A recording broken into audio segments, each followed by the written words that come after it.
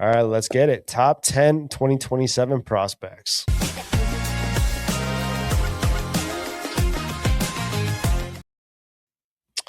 All right, at 10, we got Isaac Brown. Isaac Brown, running back out of Louisville, coming off injury, smaller guy. I think there's a lot of concerns here, but I think we're going to see him fully healthy coming back to Louisville. We see a fully healthy guy. We see the explosiveness. We see the balance, everything that he has, somebody that is a weapon in open space. He's very explosive, and I think that people are going to see it with a fully healthy season. So at number 9, we're talking about Trey'Dez Green. Trey'Dez Green, the big green machine. He's 6'7". He is fast for his size. He's got the catch radius that makes bad quarterbacks look good. I think that fully healthy, we're seeing a first round target of a lot of tight end needy teams right now. Number 8, Ahmad Hardy. So Hardy coming off of that situation, obviously in the offseason. Not sure how he's going to come back. If he's going to be fully healthy, I'm all in. He is a violent runner. He's somebody that forces missed tackles, runs through contact, over 2,000 yards after contact. Just a guy that's going to translate really well to the NFL, and prayers up for him. I hope he comes back, man, because if he does and he comes back the way that he is, he's just going to jump up the boards, man. He's going up there. RB1 if fully healthy. Next guy we're talking about is Dante Moore. So Dante Moore at 7. I think that he got the yips. I think that he should be in the NFL right now, but obviously the Jets do that to you. They will make you question whether you want to be in the NFL. I think that fully, if we're good, we're going to put him in the 26 class. He's probably right there with Mendoza. I love what he did as the Orange Bowl MVP. He showed poise in big games. He's somebody that does well in muddy pockets. I think that he jumps up and he knows how to really spread the ball and put it in tight windows. Dante Moore, to me, could be the quarterback one of this class if things fall the right way. Let's go next guy. I think number 6 is Nick Marsh. So Nick Marsh going over to Indiana.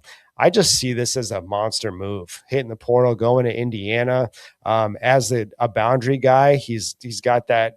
I just love the boundary speed, like the fact that he's fast, he threatens vertically, really good yak ability.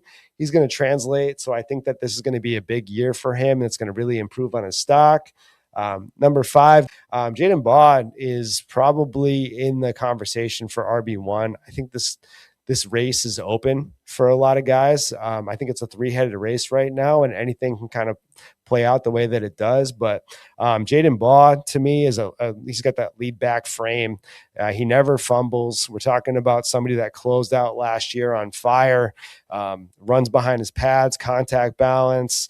He just drags arm tackles. So I think that his physicality, everything that he brings to the table, probably going to just rival this next guy right here.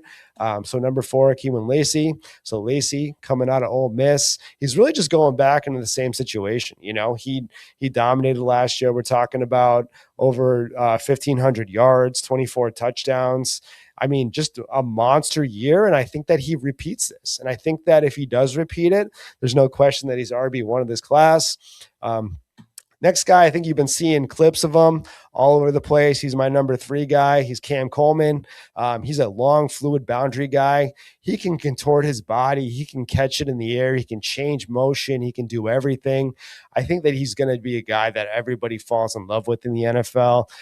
Absolutely a set it, forget it, first-round guy in the NFL draft. I think there's no question about it. The next guy for me, everybody knows the name. The bloodline, the pedigree, everything attached to Archie Manning.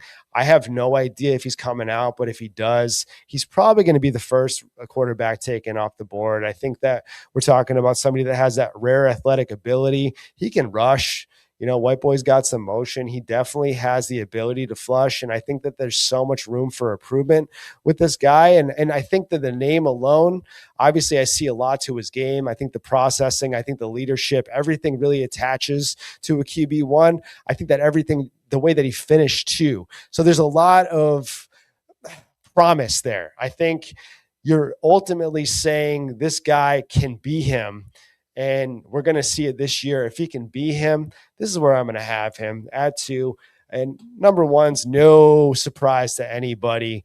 This is the true freshman that caught over 1,215 yards, 15 touchdowns, a tall, powerful X, top end speed, reliable hands, one of the most complete prospects, since day one was the number one overall. And to this day, still the number one overall. I think that you can't really go into this prospect profile without talking about Jamar Chase. I think that he's probably the most complete wide receiver since Chase.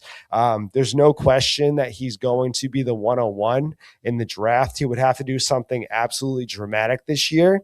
But that's my quick hitting top 10 for 2027. Peace.